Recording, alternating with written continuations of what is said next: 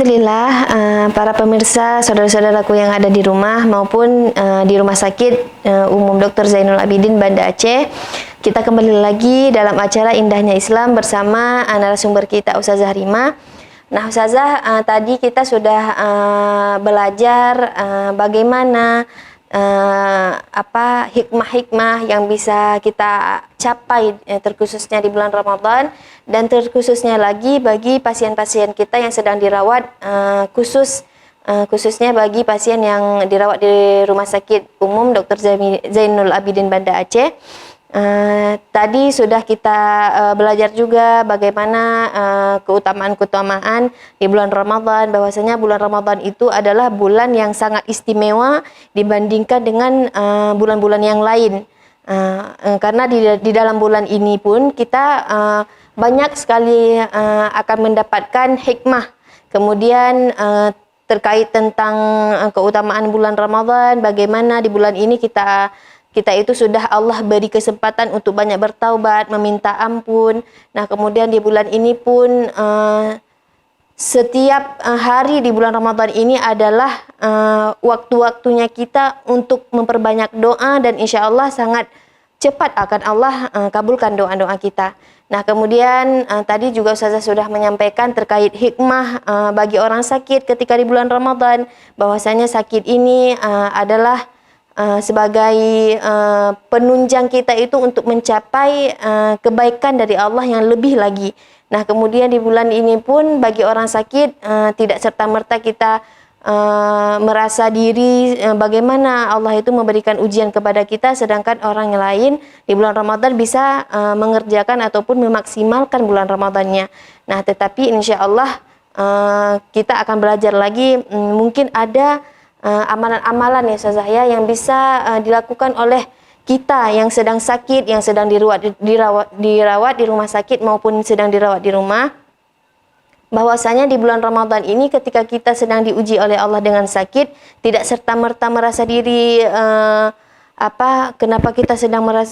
kenapa kita itu diberikan rasa sakit oleh Allah sehingga tidak bisa memaksimalkan bulan Ramadan. Nah, insya Allah sebentar lagi Ustazah akan menjelaskan bagaimana amalan yang bisa kita lakukan di bulan Ramadan walaupun kita sedang dalam keadaan yang sakit. Iya.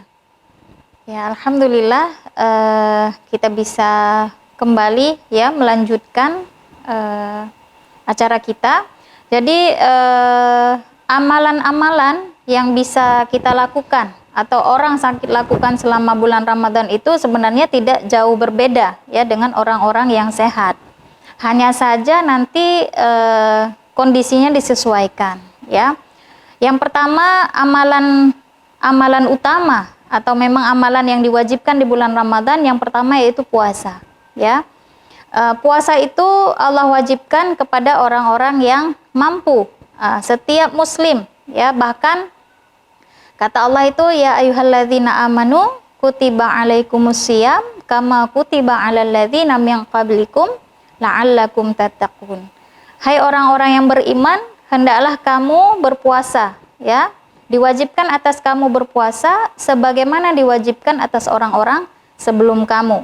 Jadi secara hukum awalnya semua kita yang mukmin, yang muslim, yang beriman kepada Allah itu wajib berpuasa pada bulan Ramadan. Dan ini bukan hanya diwajibkan atas umat sekarang ya, tetapi umat-umat terdahulu juga itu telah diwajibkan oleh Allah Subhanahu wa taala untuk berpuasa. Nah, akan tetapi Allah itu Maha Pengasih ya, Maha Rahman ya, penyayang kepada hamba-hambanya, tidak memberatkan. Ya, Islam itu tidak memberatkan. Karena ada keringanan bagi orang sakit, nanti disebutkan faman kana minkum maridan aw ala safarin fa'iddatum min ayyamin ukhar. Ya, barang siapa yang sakit atau dalam perjalanan, maka hendaklah dia mengganti puasanya tersebut pada hari-hari yang lain. Nah, jadi wajib bagi orang yang sehat, yang mukim, namun bagi orang sakit itu Allah berikan keringanan untuk tidak berpuasa pada saat dia sakit tersebut. Nanti tinggal dia menghitung berapa hari yang dia tinggalkan, kemudian dia mengqadanya pada hari-hari lainnya di bulan yang lain ya, selain Ramadan. Nah, jadi tinggal ini keringanan, ya, keringanan bagi orang sakit untuk tidak berpuasa. Akan tetapi nanti bisa dilihat sesuai kondisi. Mungkin ada yang sakitnya ringan, ya, dan masih bisa baginya untuk berpuasa, maka silakan dia berpuasa. Terlebih kita melihat memang ada sebagian penyakit, ya, berdasarkan penelitian-penelitian itu memang dengan berpuasa bisa menjadi obat, ya. Ada yang dengan berpuasa justru nanti lebih sehat, ya. Nanti disesuaikan dengan kondisi atau kemampuan dari orang sakit tersebut, ya. Pasien bisa melihat kondisinya masing-masing. Tapi kalau nanti ada vonis dokter misalnya, Bapak jangan puasa atau Ibu tidak boleh berpuasa, ya. Kalau Bapak Ibu puasa nanti sakitnya tambah parah. Nah, atau ada obat-obat yang memang harus diminum, nggak boleh tidak, ya, pada jam Tertentu, puasa ya, tersebut, maka dia hukumnya malah nanti tidak boleh berpuasa. Nanti ini disesuaikan. Intinya secara awal wajib, tapi dia tidak mampu, maka Allah memberikan keringanan, dia boleh mengqadha puasanya tersebut. Ya, ini diusahakan. Karena Rasulullah mengatakan, man shoma ramadhana imanan wahtisaban ghufira lahu ma taqaddama min dzambi. Nanti barang siapa yang berpuasa, ya, karena ikhlas atau karena iman, kemudian dia berpuasa hanya mengharap pahala dari Allah, maka Allah akan mengampuni dosa-dosanya yang telah lalu. Nah, jadi usahakan kalau memang kita bisa berpuasa, puasalah karena Allah, ya. Puasa karena mengharap pahala dari Allah, bukan nanti mengharap sehat juga, ya. Bukan saya puasa biar sehat. Nah, bukan itu, nanti justru tidak dapat, ya, pahalanya. Nah, jadi berpuasa bukan karena niat-niat yang lain, karena sehat, karena mau diet mungkin, ya, itu harus kita jauhkan, ya. Karena kita harus benar-benar berpuasa ini karena Allah Subhanahu wa taala, ya. Kemudian amalan yang kedua yang bisa dilakukan dan memang itu hanya ada pada bulan Ramadan, kita melihat sebagai syiar, yaitu sholat tarawih, ya, sholat tarawih. Ini juga senada dengan puasa tadi, ya. Rasulullah mengatakan, man qama ramadhana imanan wahtisaban ghufira lahu ma taqaddama min dzambi. Barang siapa yang sholat malam karena iman atau ikhlas karena Allah, kemudian mengharap pahala dari Allah, maka Allah akan mengampuni dosa-dosanya yang telah lalu. Sehingga kita melihat, ya, umat Islam itu berlomba-lomba untuk melaksanakan salat tarawih, dan ini memang dicontohkan dari zaman Rasulullah SAW, salat tarawih berjamaah di masjid. Ya, selain sebagai syiar, ini juga bisa menjadi satu amalan yang sangat besar pahalanya di sisi Allah, dan juga bisa menjadi salah satu sarana diampuni dosa-dosa kita oleh Allah Subhanahu wa taala. Sehingga kita harus bersemangat, ya, untuk tetap melaksanakan ibadah salat tarawih, ya. Kemudian bagi orang sakit bagaimana? Ya, bagi orang sakit kembali lagi nanti kepada kemampuannya. Nah, ketika dia mampu, maka silakan dia sholat sesuai dengan kemampuannya. Kalau dia mampu sholat sambil duduk, ya boleh, karena sholat sunat itu boleh dilaksanakan sambil duduk bagi orang sehat, apalagi orang yang sakit, walaupun nanti pahalanya cuma setengah, ya. Nah, tetapi orang yang sakit ini boleh, kalau dia mau, walaupun dia tidak berpuasa, dia boleh melaksanakan sholat tarawih, ya, sesuai dengan kemampuannya.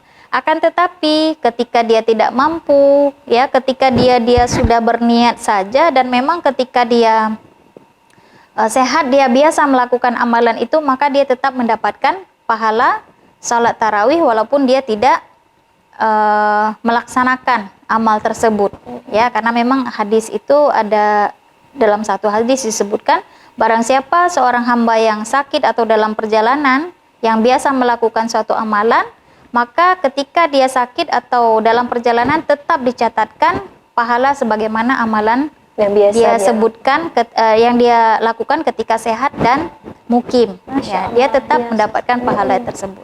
Ya, demikian juga wanita haid, ya, wanita nifas, itu juga tetap mendapatkan pahala yang sama, selama dengan catatan ketika dia sehat, ketika dia tidak haid atau nifas, itu dia melakukan amalan tersebut. Ya, hanya berniat saja kita sudah mendapatkan pahala. Dan yang lebih penting lagi, ya kita tidak salat tarawih mungkin karena sakit, ya kita tetap berusaha menjaga amalan-amalan wajib kita ya dengan baik. Ya seperti sholat 5 waktu itu walaupun sakit memang secara kewajiban tidak boleh tinggal. Ya tinggal nanti kalau kita ingin di bulan Ramadan ini lebih baik, maksimalkan amal-amal ibadah wajib kita. Ya amal wajib itu kita maksimalkan lagi. Intinya kita meningkatkan kualitas dari amalan wajib kita. Misalnya sholat 5 waktu. Boleh jadi mungkin selama di luar Ramadan kita belum bisa khusyuk dalam melaksanakan sholat. Ya walaupun sholatnya sambil duduk, tidur, ataupun dengan isyarat. Ya.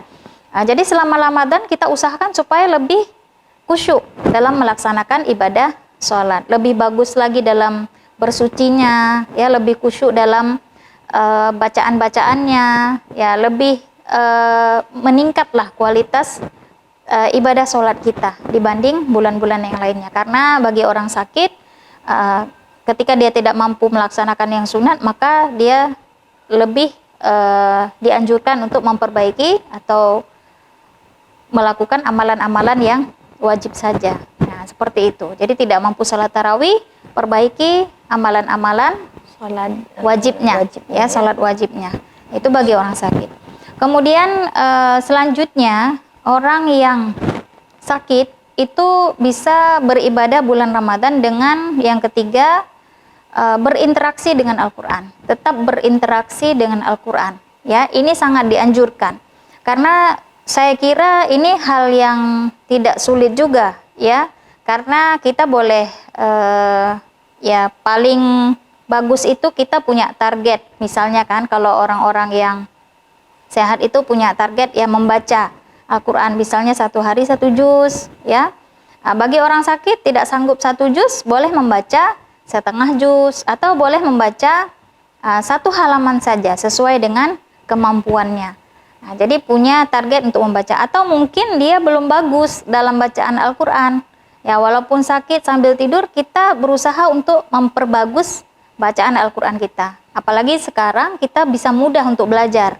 Ya, dengan melihat video-video, mungkin kita merasa nih Fatihahnya belum fasih, ya bacaannya belum benar, tajwid-tajwidnya, bisa pelajari tahsin Al-Fatihah, ya melalui video kita belajar. Minimal ada. Intinya itu kan interaksi kita dengan Al-Quran. Nah, cuman kadarnya nanti, kadar interaksinya ada yang lebih, ada yang sedang, ada yang kurang sesuai dengan kondisi keadaan masing-masing, ya orang sakit ya menurut keadaannya, minimal seperti itu. Atau minimal sekali orang sakit interaksinya dengan Al-Quran dengan cara berobat dengan Al-Quran, ya dia mengobati penyakitnya dengan Al-Quran. Yang dibacakan itu tidak perlu kita membaca yang susah-susah, ya karena Al-Fatihah saja itu bisa kita gunakan sebagai obat. Dan memang ini pernah dicontohkan oleh seorang sahabat dulunya, ya Abu Sa'id Al-Khudri. Dia mengobati orang sakit membaca Al-Fatihah 7 kali dengan meletakkan tangan pada bagian yang sakit tersebut. Ya, alhamdulillah sembuh dengan izin Allah. Saya kira semua kita yang muslim Al-Fatihah itu bisa. Nah, sehingga cara kita berinteraksi selama bulan Ramadan dengan Al-Quran adalah dengan membacakan ayat-ayat yang kita bisa. Ya boleh dari Al-Fatihah 7 kali sambil kita memegang pada area yang sakit itu. Nah, dan kita niatkan membaca tersebut untuk kesembuhan kita. Kemudian boleh dilanjutkan dengan ayat kursi yang minimal, ya, yang kita tidak bisa banyak, kita bacakan yang minimal itu saja. Kemudian Qul huwallahu ahad, Al-Ikhlas, Qul a'udzu birabbil falaq, Al-Falaq, kemudian Qul a'udzu birabbin nas, An-Nas. Ya, minimal surat-surat itu yang memang sudah terhafal, ya dari kita bacakan secara rutin. Ya, boleh pagi, malam, atau setiap malam, atau mungkin selepas sholat 5 waktu kita membacakannya minimal 7 kali, ya dengan niat untuk pengobatan, dan kita baca sering-sering. Nah, bagi yang bisa lebih banyak, alhamdulillah, ya. Bagi mungkin yang bisa lebih banyak hafalannya, bisa surat Al-Baqarah 1 sampai 5, Al-Baqarah di akhir, bisa surat Al-Hasyr, bisa surat-surat yang lainnya bisa dibacakan juga untuk digunakan sebagai obat. Ya, orang sakit berobat dengan Al-Qur'an. Itu juga termasuk interaksi dengan Al-Qur'an ya bagi orang sakit. Walaupun nanti juga boleh misal membaca Al-Qur'an dari awal sampai akhir dengan niat untuk menghatamkan Al-Qur'an. Nanti kondisinya disesuaikan saja dengan kondisi orang sakit tersebut. Ya, jika dia mampu silakan. Tidak mampu minimal sekali yang tadi. Ya, membacakan ayat-ayat yang sudah kita hafal untuk mengobati penyakit kita. Nah, selanjutnya amalan lainnya yang bisa dilakukan oleh orang sakit yaitu banyak-banyak berzikir. Ya, berzikir itu mudah, boleh membaca zikir-zikir yang dianjurkan, subhanallah, ya, alhamdulillah, la ilaha illallah, subhanallah bihamdi, subhanallahal azim, dan zikir-zikir lainnya yang mudah bagi kita. Nah, itu sangat dianjurkan, ya. Kemudian juga berdoa, ya, berdoa pada bulan Ramadan. Ya. Nah, itu juga bisa dilakukan oleh orang sakit karena berdoa itu boleh dalam kondisi bagaimanapun sesuai dengan kondisi kita. Ya, banyak-banyak berdoa ini sangat dianjurkan karena memang doa itu ketika mungkin kita sakit dari sebelum Ramadan, kita sudah berdoa. Itu pengabulannya beda, ya. Ada tempat atau ada waktu yang bisa mustajab doa, termasuk bulan Ramadan. Nah, mungkin sebelum Ramadan doanya belum dikabulkan. Boleh jadi ketika dia berdoa pada bulan Ramadan ini, maka Allah mengabulkan doanya. Nah, terlebih nanti kalau bisa bertemu pada malam Lailatul Qadar, ya. Lailatul Qadar itu semua doa Allah kabulkan dan akan menjadi takdir kita untuk setahun ke depan. Mudah-mudahan ya Allah takdirkan doa kita diterima, kita minta kesembuhan ya sama Allah Subhanahu wa taala. Jadi doa ini jangan sampai terlewatkan. Ya, setiap malam orang sakit usahakan kalau kita mau sembuh berdoa. Doa itu bisa merubah takdir. Nah, jadi jangan pernah merasa putus asa ya dengan sakit. Mungkin sudah 1 kali Ramadan ini tidak sembuh ya. Atau mungkin ada yang sudah 2 kali Ramadan, 3 kali Ramadan itu belum sembuh juga. Jadi usahakan Ramadan kali ini dimaksimalkan untuk berdoa supaya diberikan kesembuhan ya oleh Allah Subhanahu wa taala. Nah, selanjutnya yang bisa dilakukan oleh orang sakit yaitu bersedekah. Ya, sedekah juga sangat dianjurkan oleh Allah Subhanahu wa taala pada bulan Ramadan. Dan Rasulullah sendiri itu disebutkan, Rasulullah itu adalah orang yang gemar bersedekah dan lebih gemar lagi ketika bulan Ramadan. Tentu orang yang sakit bisa ya bersedekah. Kalau dia punya kelebihan, ya walaupun sedikit dia bersedekah sesuai dengan kemampuannya. Tidak punya harta, dia boleh bersedekah tenaganya atau kata-kata, ya dia bisa bersedekah dengan hal-hal yang mudah baginya. Nah, ini sangat dianjurkan sebagaimana Rasulullah SAW. Dan juga ada satu anjuran Rasulullah untuk mengobati penyakit dengan sedekah. Nah, jadi ada hadis itu disebutkan, obatilah sakitmu dengan sedekah. Nah, nanti tinggal meniatkan saja, meniatkan misal sedekah berbuka puasa atau sedekah sahur. Ya Allah, jadikanlah sedekah ini sebagai obat ya bagi penyakit saya.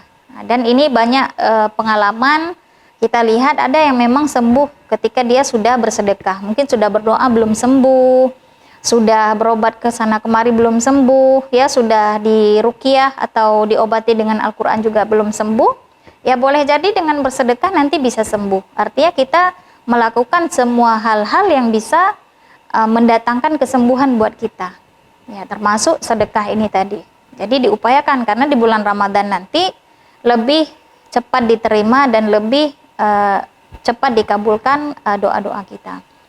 Kemudian yang terakhir yang bisa kita lakukan adalah memperbanyak taubat dan istighfar. Ya, ini seharusnya dilakukan tidak hanya oleh orang sakit, tetapi juga orang sehat. Ya, banyak-banyaklah kita melakukan taubat kepada Allah Subhanahu Wa Taala dan istighfar. Karena boleh jadi amal kita kurang, kita tinggal ya atau mungkin banyak dosa kita.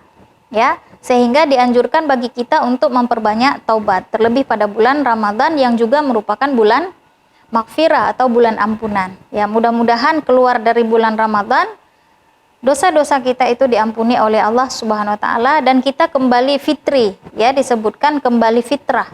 Ya, seperti anak-anak yang terlepas dari dosa-dosa. Ya, itu harapan kita nanti setelah selesai dari bulan Ramadan. Ini kan tergantung kita juga. Kalau kita banyak taubat, kita ingat dosa-dosa kita, ya. Taubat itu kan kita meninggalkan perbuatan tersebut, bersungguh-sungguh, menyesal, ya, dengan dosa-dosa yang kita pernah lakukan. Kita ingatlah, dari kita balik itu dosanya kira-kira apa. Kemudian kita minta ampun sama Allah. Kemudian banyak-banyak juga membaca Astaghfirullahalazim, yang sangat mudah dimanapun, kapanpun, dalam kondisi bagaimanapun kita bisa beristighfar dan memohon ampun kepada Allah Subhanahu wa taala. Kembali seperti yang kita sebutkan tadi, baik dosa kecil maupun dosa besar, selama kita ya bersungguh-sungguh bertobat dan meminta ampun kepada Allah, maka Allah akan mengampuninya insya Allah. Terlebih kita sakit, ya, karena sakit itu ada satu perkataan Ali bin Abi Thalib yang menyebutkan, ya, manuzila balaun illa bidzambin wala rufi'alahu illa bitaubatin. Ya, boleh jadi penyakit yang kita dapatkan pada hari ini itu karena ada salah kita. Ya, karena Ali bilang tadi, tidaklah diturunkan satu ujian atau musibah atau penyakit itu melainkan karena dosa, dan tidak diangkat ujian tersebut melainkan dengan taubat. Nah, jadi tadi sudah semuanya, sudah ruqyah, sudah sedekah, sudah apalagi sudah berobat sana sini belum sembuh, boleh jadi sakitnya itu datang karena ada dosanya. Nah, jadi kalau dia belum taubat, belum sadar dengan itu, belum introspeksi diri, maka dia belum diangkat penyakitnya. Nggak ada obat lain itu, ya, kecuali dengan bertaubat kepada Allah Subhanahu wa taala. Wallahu a'lam bishawab. Alhamdulillah, terima kasih Ustazah atas penyampaian Ustazah tadi. Saya rasa insya Allah ini sangat bermanfaat bagi pasien-pasien kita yang sedang dirawat di rumah sakit maupun yang sedang dirawat di rumah. Jadi insya Allah walaupun di bulan Ramadan kita sedang dalam kondisi sakit, tetapi banyak sekali yang insya Allah bisa kita kerjakan untuk memaksimalkan bulan Ramadan kita. Nah, baiklah Ustazah, kita rehat sebentar ya Ustazah ya. Insya Allah kita kembali lagi dalam acara kita Indahnya Islam.